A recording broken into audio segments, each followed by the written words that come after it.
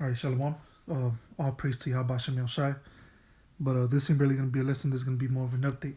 I just want to go into the whole U.S. and Iran situation or situations that have been brewing for the past couple of weeks, okay? Because you've had a couple incidents already happening out there. I believe it's the Gulf of Persia, if I'm not mistaken.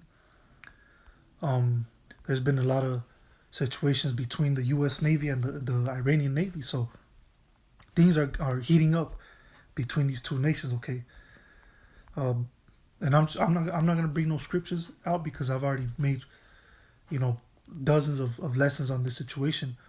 But um you know modern day Iran, when it's spoken of in the scriptures, really Persia, okay? Okay, when you come up with the name, or when you read in the scriptures about Persia, that's talking about modern day Iran, okay? For example, Ezekiel 38, talks about how Gog and Magog are going to be the protectors, pretty much, of Persia, what was Ethiopia, I believe, and Libya, so on and so forth. Okay, so, and today you could actually see which Gog and Magog is modern day Russia. You could actually see through prophecy that this fits perfectly. Okay, because Gog and Magog, which is Russia, is actually protecting Persia, which is modern day Iran.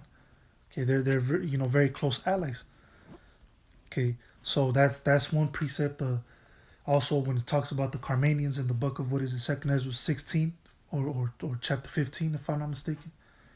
Speaking about the Carmanians, that's also talking about modern day Iran.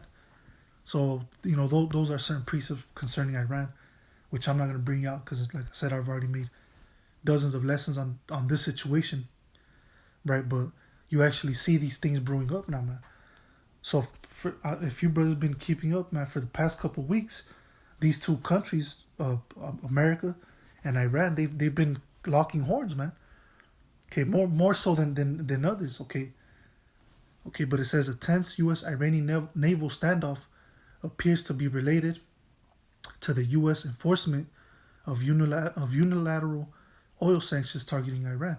Iran's response suggests that Tehran may not be willing to play this game for much longer. Okay, so there you have it, man. Iran is not having any, none of that no more, man. They're like, man, fuck this. We gotta strike back. Okay. Okay, and the title of the article is U.S. and Iran are getting ever closer to war. Okay, and that's true, man. Which I believe, and I know a lot of brothers believe that's these two countries are really going to be the ones to pop off World War III. Okay, it's going to be something between Iran and America, which is going to make Russia jump in, and then that's going to cause a World War III. Okay, because the last straw, the last straw that breaks the camel's back is going to be when America, fucks, or declares war, or tries to move in into Iran. That's when Russia's gonna be like that. That's it. You know, that's gonna be the straw that broke the camel's back, man. And then Russia's gonna jump up in there and defend Iran, because Iran is one of its biggest suppliers of oil. Okay, but let me skip down all the way. It says, let me read the last paragraph. It says, the truth about what transpired with the MV Southeast will undoubtedly emerge in the weeks to come. What is certain, however, is that the Iranians have long classified U.S. sanctions against them as violations of international law, and U.S. efforts to seize Iranian oil shipments acts of piracy. The seizure of the MV Southeast by Iranian forces and the aggressive way the U.S. Navy was confronted by Iranian patrol boats suggests that Iran is determined to forcefully confront any future attempts by the U.S. to enforce its unilateral sanctions. One of the major roadblocks to restarting the Iranian nuclear deal, also known as a Joint Comprehensive Plan of Action, is the issue of the U.S. ending its sanctions regime against Iran.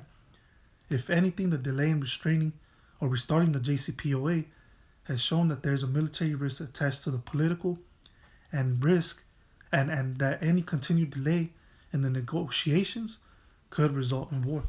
Okay, so keep your eyes on this. These two countries. This situation, because there's more. How can I say, warlike scenarios happening between these two countries. Okay, which I believe eventually is going to bring World War III, which is gonna bring Russia in the skirmish. Okay, but anyways, with that, till the next time, y'all, Bashim, y'all, Shabbat, Tazam, say Shalom.